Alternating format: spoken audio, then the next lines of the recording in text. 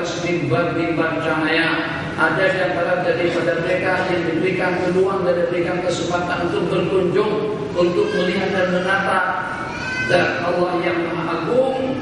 Itu 1 kali 2 waktu pagi dan juga 1 kali 2 waktu petang. Ada di antara daripada yang Allah karuniakan kepada mereka di al-mahsyar. Kenapa tidak dimatikan handphone? Sampai bila yang seperti itu mencemarkan masjid dan rumah Allah Jalla wa'ala? Kita tidak perasan kesalahan yang seperti apa yang kita lakukan pada itu dengan handphone masih kita aktifkan di dalam masjid. Ini mencemarkan kehormatan, kesucian, kemuliaan masjid dan juga dengan para malaikat-malaikat Allah. Yang kedua, kita melakukan satu dosa kesalahan kepada sejuta. Berapa yang terganggu ibadahnya, berapa yang terganggu sembahyangnya, berapa yang terganggu ubudiyahnya. Kita akan berusaha dan berupaya agar khusyuk waktu kita melaksanakan sembahyang.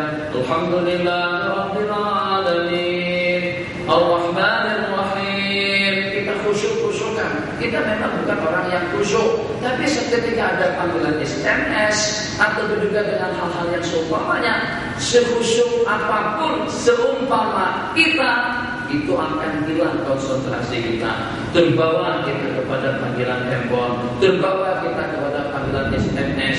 Maknanya kita sudah tidak mampu untuk menghadiahkan kebaikan kita, membantu dan menolong saudara-saudara kita. Takkan dengan kita tidak mampu untuk mengamankan ibadah mereka daripada gangguan, ketenangan hati dan juga dengan ketenangan jiwa. Seketika dengan kita sedang berada di rumah Allah Jalla wa'ala. Masjid tentu bukan istana.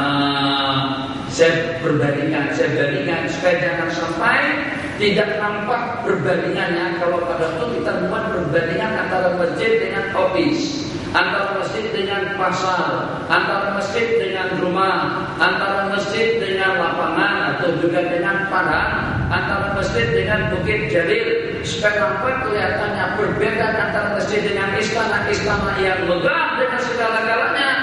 Tidak ada yang namanya sholat tahiyatul istana, tidak ada yang namanya i'tikaf di istana, tidak ada yang namanya tumpahan rahmat Allah Jalla wa'ala akan menjelma kepada orang-orang yang di istana. Tapi ternyata ada yang namanya tahiyatul masjid, ada yang namanya i'tikaf, ada yang namanya tumpuan para malaikat, ada yang namanya curhat rahmat dan maghfirah, ada yang namanya amal ibadah akan dilipat gandakan oleh Allah Jalla wa'ala. Itu di mana? Seketika dengan kita berada di masjid. Kita pahami yang sederhana ini cukup untuk oleh-oleh kita pada pertemuan yang diadakan pada malam hari ini. Masya Allah, tabarakallah, ahsanul khaliqin.